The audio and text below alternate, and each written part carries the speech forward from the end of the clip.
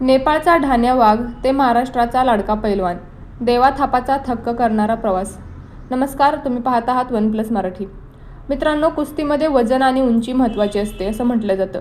पण 65 किलो वजनाचा एक पैलवान जेव्हा 100-120 किलोच्या मल्लांना अस्मान दाखवतो, तेव्हा जग त्याला देवा थापा या नावाने ओळखतं. आज आपण पाहणार आहोत नेपाळच्या एका छोट्या गावातून आलेल्या या पैलवानाने भारताच्या लाल मातीत आपल्या नावाचा डंका कसा वाजवला. देवा थापाचे पूर्ण नाव देवा बहादूर कंवर मगर.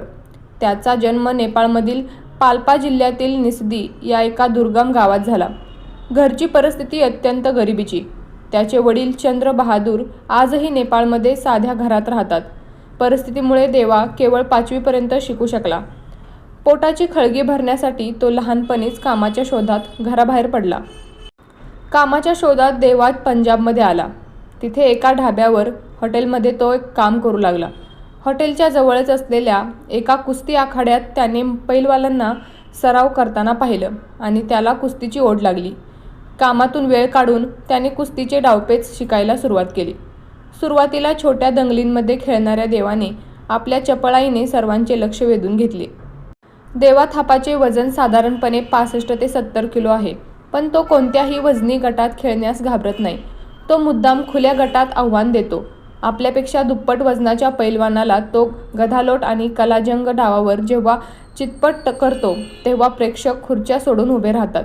त्याचा हाच क्रेज त्याला इतर पैलवानांपासून वेगळा ठरवतो. उत्तर भारतात गाजल्यानंतर देवा थापाने महाराष्ट्राच्या मातीत पाऊल ठेवलं. सांगली, कोल्हापूर, सोलापूरच्या कुस्ती मैदानात देवाची कुस्ती म्हणजे पैसा वसूल मनोरंजन. फेसबुक आणि यूट्यूबवर त्याचे कोट्यवधी व्ह्यूज आहेत. त्याचा मॅनरिझम, कुस्ती खेळण्याची स्टाईल ही सोशल मीडियावर मोठ्या प्रमाणात व्हायरल होते. त्याने अनेक ठिकाणी मानाच्या गदा आणि लाखांची बक्षिसे जिंकली आहेत.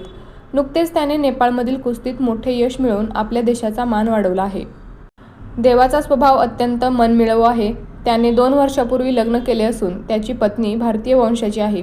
15 वर्षात तो केवळ काही वेळात आपल्या घरी गेला आहे, कारण त्याचे संपूर्ण आयुष्य आता कुस्तीसाठी समर्पित झाले आहे. तर मित्रांनो, नेपाळच्या या ढाण्या वाघाचा प्रवास तुम्हाला कसा वाटला? देवा थापाचा कोणता डाव तुम्हाला सर्वात जास्त आवडतो हे आम्हाला कमेंटमध्ये नक्की सांगा. अशाच प्रेरणादायी कहाण्यांसाठी पाहत रहा वन प्लस मराठी.